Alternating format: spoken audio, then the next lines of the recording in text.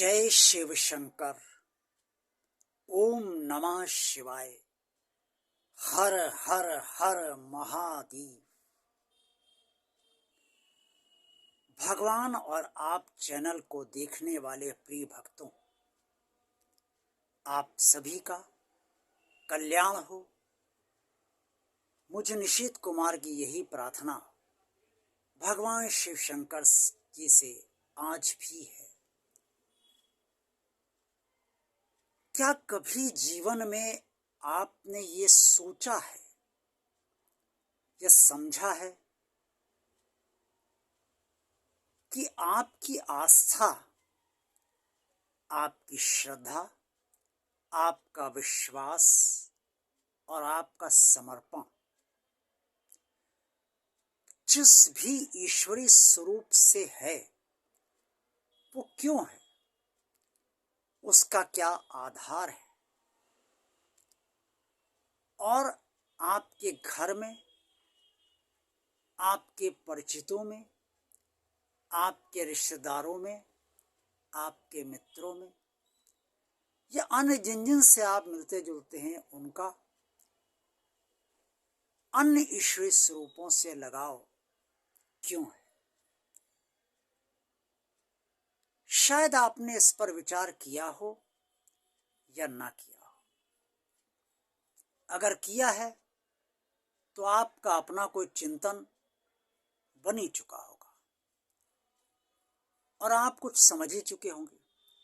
अगर नहीं किया है तो मैं आपको कुछ इस वीडियो में बताने का भगवान शिव शंकर जी की कृपा से प्रयास कर रहा हूं। जिस ईश्वरीय स्वरूप से हम सभी का लगाव जीवन भर रहता है, वो भाग्यवश ही, यानी कि भाग्य की स्थितियों के अनुसार ही हमारा उससे जुड़ाव उत्पन्न होता है। हमारी कुंडली से भी ये पता चलता है कि हमारा इष्ट इस जन्म में कौन है। इष्ट का तात्पर्य है कि वो कौन सा ईश्वरीय स्वरूप है जिससे हमारा जुड़ाव इस जन्म में होना है।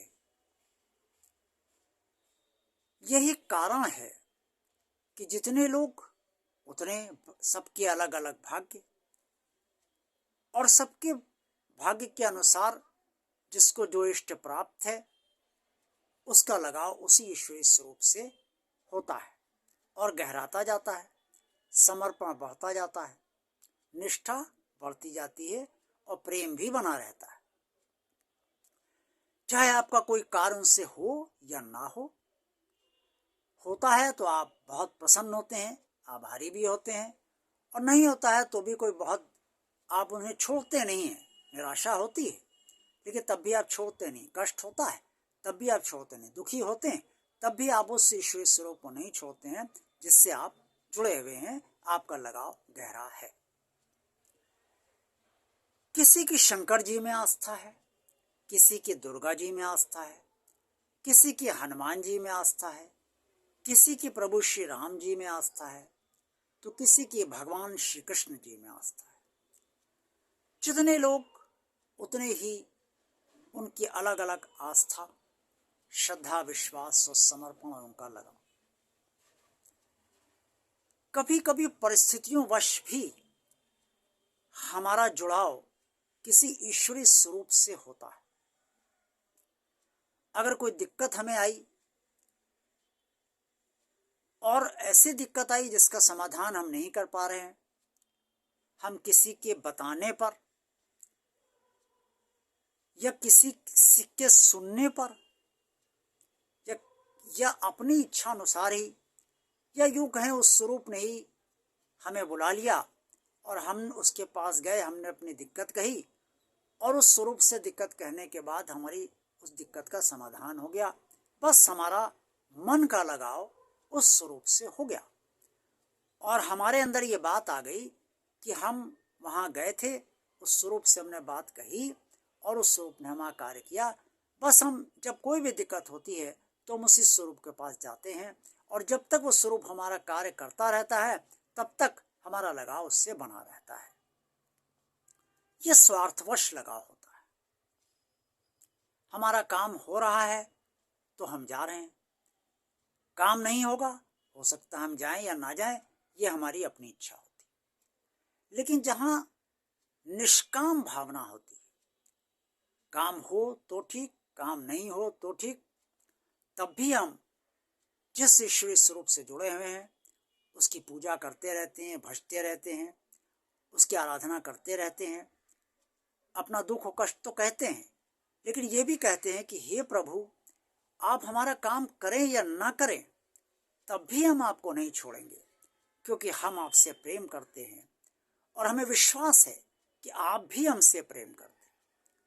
जहां प्रेम है वहां अपेक्षा नहीं होती, वहां सिर्फ प्रेम होता है, और तभी भगवान उस भक्त को अपना भक्त मानता है, तभी भगवान उस भक्त के लिए भक्त वत्सल बनता है।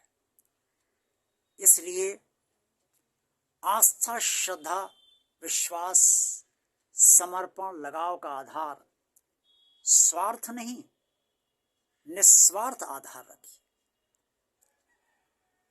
स्वार्थ तो कभी पूरा होगा, कभी नहीं पूरा होगा, और जब ना पूरा हो तब आप उस भगवान से जिससे आप जुड़े हैं ये कहिए कि प्रभु मेरा काम नहीं हुआ है, अब आप ही हमें संभालिए, ताकि काम ना होने के कारण जो समस्याएं हमारी बढ़ेंगी, जो और विपरीत स्थिति हमारे सामने आएगी, उसमें आप ही हमें संभालिएगा। अब ये आपकी जिम्मेदारी है कि आप किस तरह से हमें संभालते हैं।